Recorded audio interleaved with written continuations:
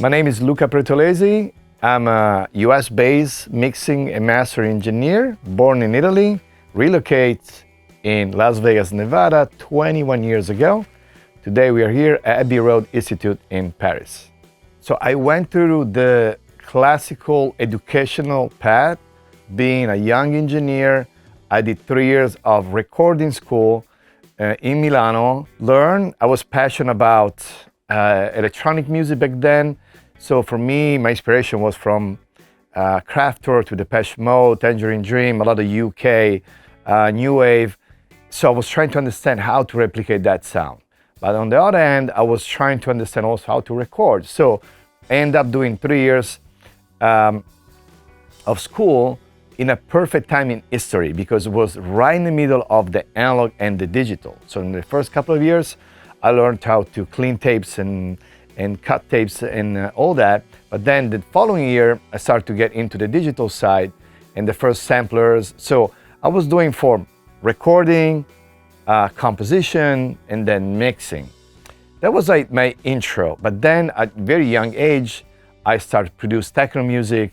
I was one of probably the first pioneer, a young 19 years old, play raves, and techno was just my thing. One interesting fact is my preparation and my passion for mixing, it was a clear path that I say one day I'm gonna take this, that's gonna be my life.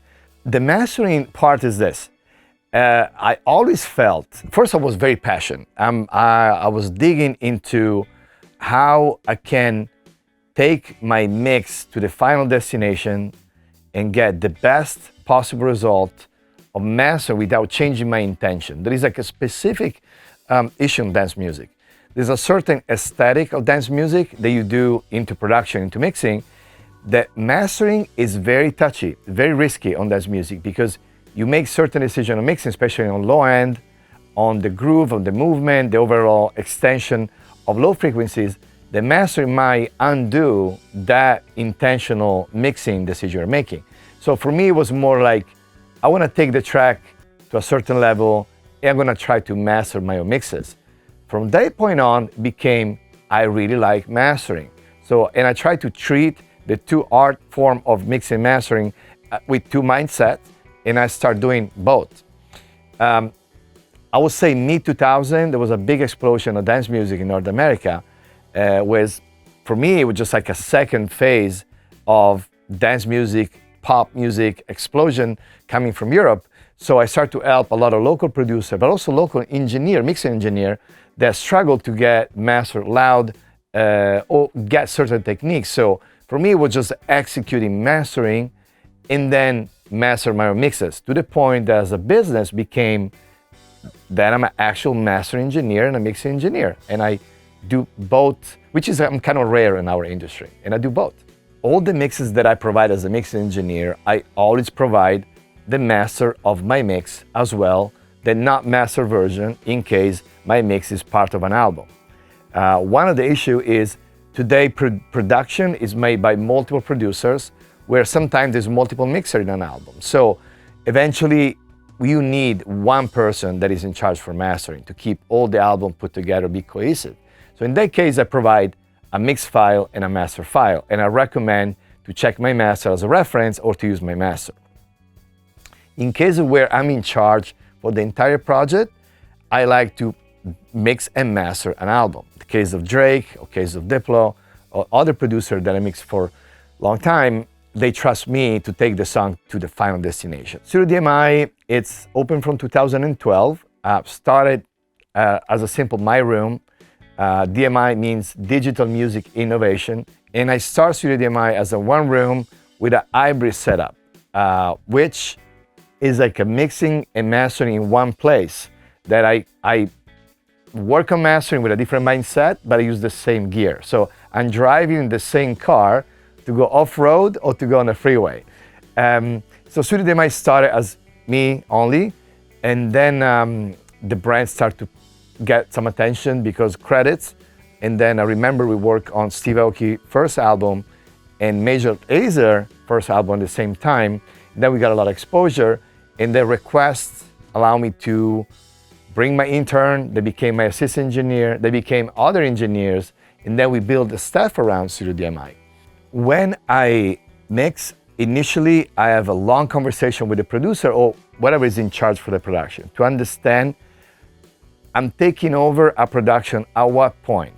So we are going for creative mixing, so I'm an additional part of the production with a creative approach where they're trusting a mixing engineer to essentially bring creativity to the song, or they're satisfied with the production as far as the rough mix, and the idea is to elevate the quality of the rough mix from the technical point of view. So I try to understand the two parts. And also try to understand if it's like a vocal songs like Drake or other, what level of flexibility we have on the vocals, which is always the part is more touchy. It touches somebody else other than producer, which is a singer.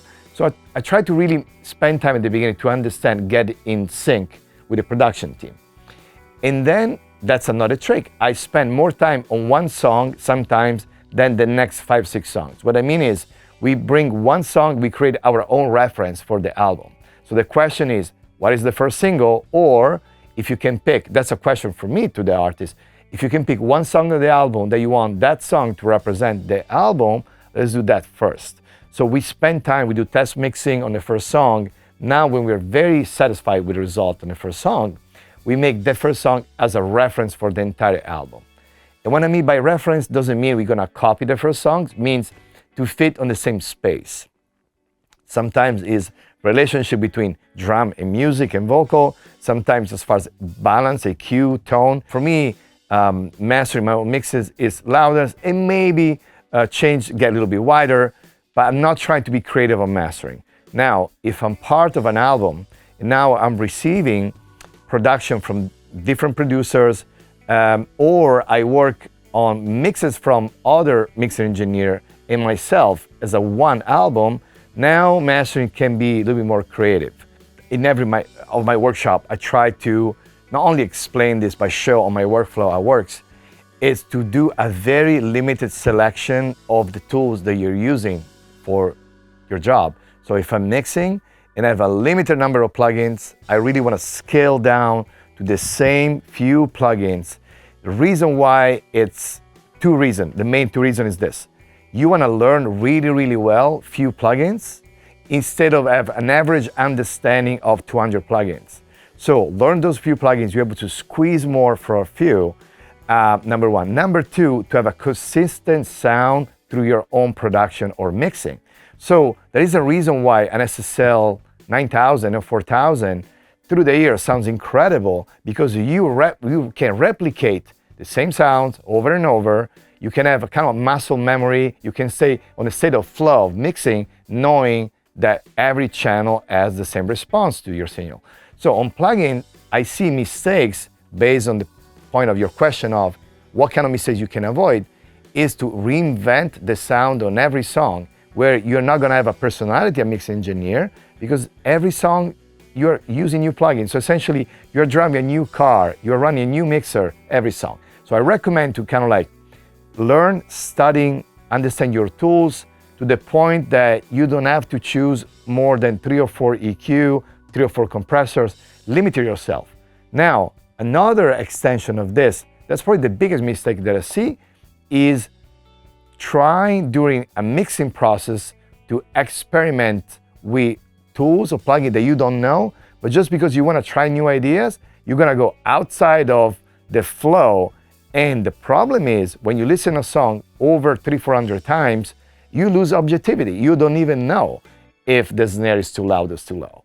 You don't even know if the kick drum has too much low end. So the moment you're trying new ideas with new plugins, you keep listening to the song at the same time and you lose something. So I recommend to learn your plugin first, learn whatever tools you're using, analog or plugins, and just like be confident and make quick decision and move on through the process. On hip hop, a fantastic mix can be ruled by simply have a bad mix on the low end. So I would say in hip hop, low end is key, so spend more time there. On pop music in general, I feel, and it's based on every engineer, in my case, vocals. If I have a lot of options on vocals between a background vocal, doubles and leads, dry vocal, process vocal, I have options. This means I can spend more time to understand and try different solutions. So I will say vocals for pop music and drums for hip hop. I do my drums in 1 hour, I do my synths in 1 hour, I do vocal in 1 hour, and I do a final touch and automation in another hour. Might be 50 minutes more or less, but that's average, including about 10 minutes break every 1 hour. One thing that I do, if I'm not confident about my mix at the end, instead of pushing more and spend another 4 hours, I sleep on the mix and I go back the next day with fresh ears. And then I use a technique that is super simple. When I go back to the next day, I listen as a listener, not as an engineer. So I do casual listening. So I stand up, I have my phone, and I write notes. For mastering, I never deliver mastering that I finish end of the day because I don't trust my ears when it gets late. So usually based on the studio schedule, we always keep 1 or 2 days kind of buffer between the deadline of the releasing of the master and me doing the master. So I let it sleep and chill the master for at least 1 day. So what I do usually mastering days. So I mix doing mixing and mastering same days. Usually I have my schedule where I do Fridays or Mondays, I just do mastering all day. I know certain clients, we build relationship over the years where we kind of create a relationship where it's easier. With new clients, I always recommend, I don't want to do any tuning at all because I feel Melodyne or auto-tune, it's a production decision, it's a vocal producer decision more than a mix engineer. Now, in my case, it's the vocal tuning creates some type of issues like S-ing or any ring, any problem. I'm gonna do some retouch to make sure that I can fix it. But then choose if the note goes up or it's flat or there's a modulation on the voice, I think it is a singer job with his producer. Let's talk about my mix lab and how that part works. So I felt responsible to give some information, low cost. My mix lab costs like a cappuccino and a croissant. It's $12 a month. So, but the point was like, you're making a commitment. You're spending $12 a month, and then I commit to share with you the information that I know. It's 10 minutes video, 15 minutes video. It's not a curriculum from a school. It's more like I'm working a mix. There's something cool that I want to share with everyone, and I'll share through my mix lab. Now, I prefer than YouTube because I felt, and I'm feeling now more and more, that during COVID, there was a lot of people that with an opportunistic approach that start to do tutorial on YouTube, sharing techniques that in my opinion are actually a problem. They're like wrong, and then amplify those techniques can really take potential new producer, new students in a wrong path. As far as the online versus physical school, it's impossible to replicate online. There is some magic happen when you are person to person. We are social animals. That's what we are. We are human and we behave better when we're together with others like us. We like to entertain ourselves. And then that's another point. We are in an industry where for a young person that is falling in love with music, it's not that easy to find a friend that has the same passion. So a school is also a way to kind of like share the energy and the love for music and be able to maximize this experience in the context of a group of people.